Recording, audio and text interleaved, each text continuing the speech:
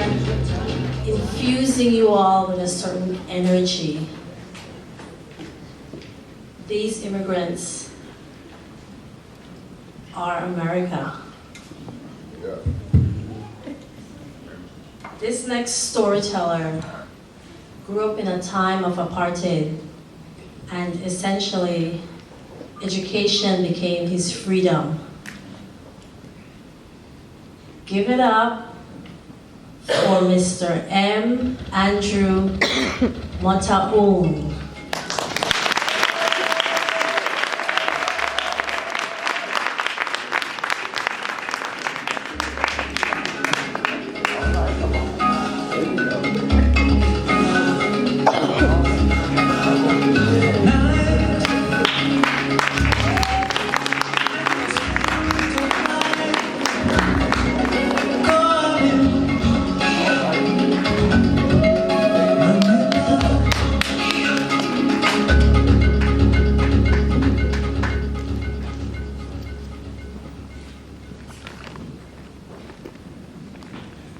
It was one of those beautiful days in South Africa.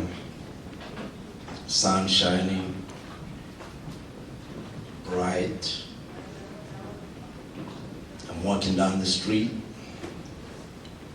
holding her hand, in love,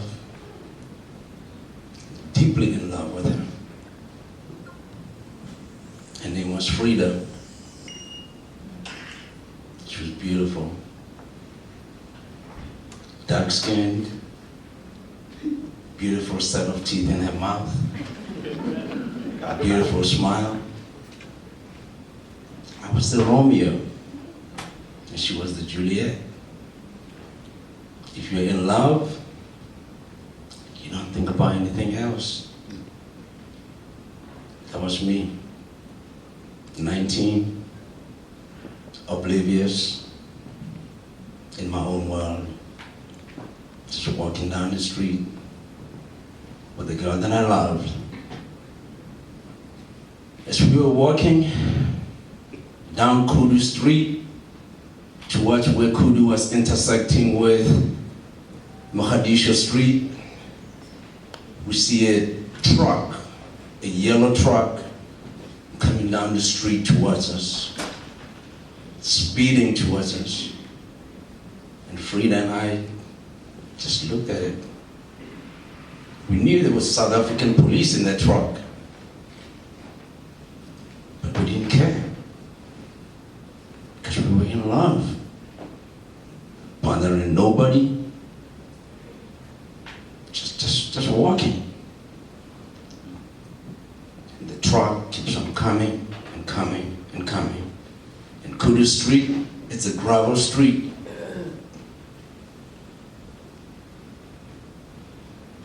As it was coming closer and closer, it got bigger and bigger. And we're looking at it like, this thing is coming towards us. It's not like going to pass us, it's coming straight towards us. And a few feet away from us, they apply the brakes. And of course, if you apply brakes on a speeding car on a gravel road, it's gonna skid. And that's what happened. It skidded towards us. A big cloud of dust came behind it and covered Frida and I. In South Africa, you don't have any time to stop and think and negotiate and explain. Under apartheid, it's time to split. It's time to run for your life. I lived my life like a gazelle or a deer in South Africa, getting chased by lions all the time. At that moment, I wasn't brave anymore. I had to run for my life. They jumped out of this yellow truck. We used to call them the mellow yellows.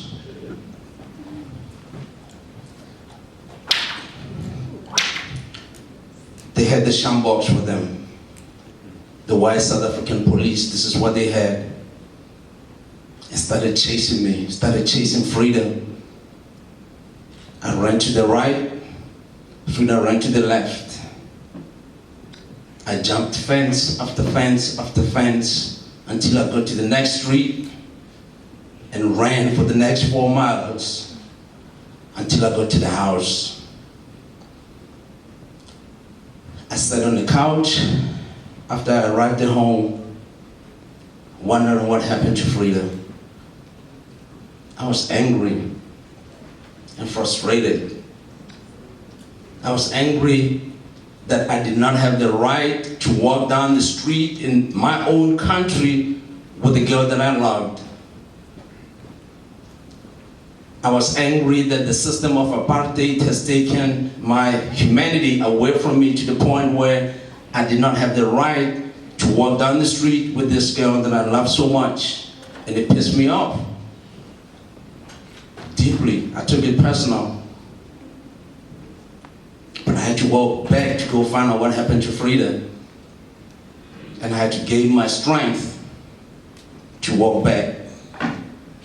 I did, slowly but surely.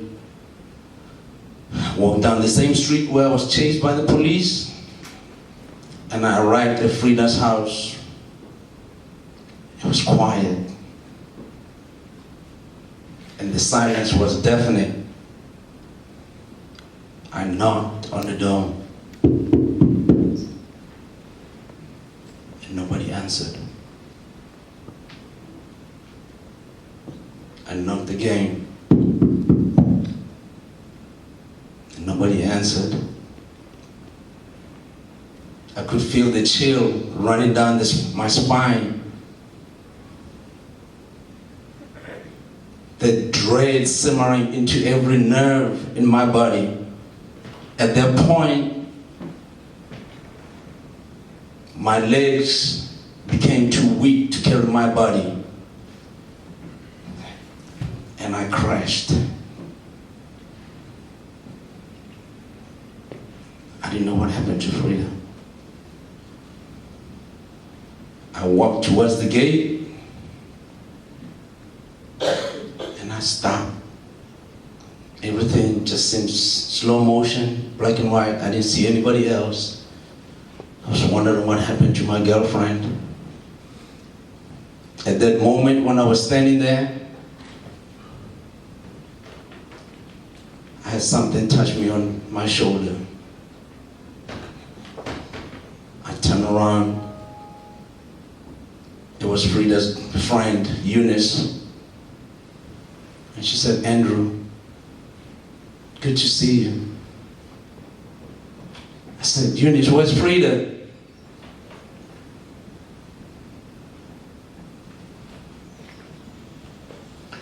And she said, "Come down."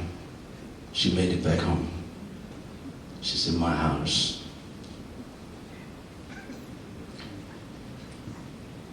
That was my life in South Africa. That's one of my stories in South Africa. I longed for freedom. I wanted to go where I can live my life without being chased by police down the street, and America seemed to be like that place for me. Or at least we dreamed about a place like America, a land of freedom. In South Africa, we used to see all these interracial couples, black, white, Japanese, Chinese, everybody living and working together. We wanted to come here. I wanted to come up here. The only way to come up here was to go to school and educate ourselves, which I did. I received a full scholarship to come to America, and I started my college down at a small college in North Carolina called Montreat Anderson College, up in Asheville. Now, this is where things started to be a little different. My roommate, his name was Garrett Stanfield. Red hair, freckles, big head, no girlfriend, watch cartoons the whole day, sit crisscross, weird.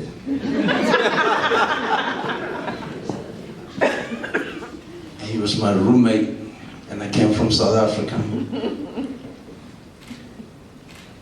I had a strange relationship with white people because of my experiences in South Africa. And when I came up here, I had this strange dude here as my roommate. And he used to do all kinds of crazy things in the room. I'm like, come, get out of here. So one day, Garrett decided, at least to me, he decided he's gonna change the clocks in the room, change the time. And I'm looking at this fool, I'm like, I know white people are strange because of my experiences in South Africa. But I didn't know you were that strange that you think you can just change time. Which to me, this is what this fool is doing. He's changing all the clocks in the room. And I said, listen man, you can change your own time if you want to change time. You ain't touching my time. Change your own clocks, leave mine alone. And we go back and forth, we're fighting. He's trying to explain, I don't want to hear anything. Change your own time. At the end, he decided to just give up. Because in my head, he's strange, and now he's gonna change time? Come on, I can't deal with it. He changed his clocks. We agreed he's gonna leave mine. He left mine alone. The next day was a Sunday. I get up early in the morning, and I go to church. When I go to church, there's nobody at church.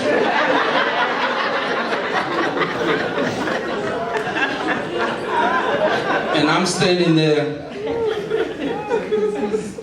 How come nobody told me there's no church today? And I'm frustrated. This is America, it's a strange land. Maybe they just decided there's no church on a Sunday. So, and I look around on the parking lot, there are no cars either. My gosh, this. I looked at my time, and I'm on time. So I walked back to the dome. The chapel was on campus, so I just walked to church. So I walked back to the dome. And the guys are just getting ready for church. I'm like, what's going on here? I mean, what time is church today? Church is at 10 o'clock today. I'm like, well, it's almost 11 o'clock.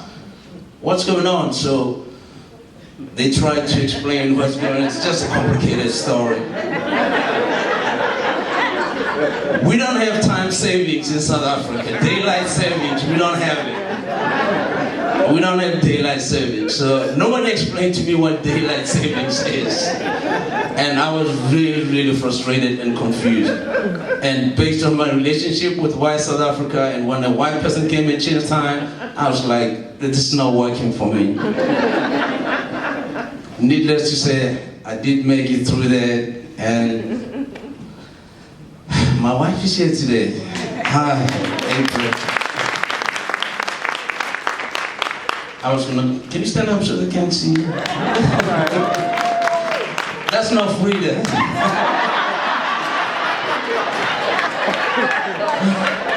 That's April. And we've been married for 20 years now. That's my American story. Thank you.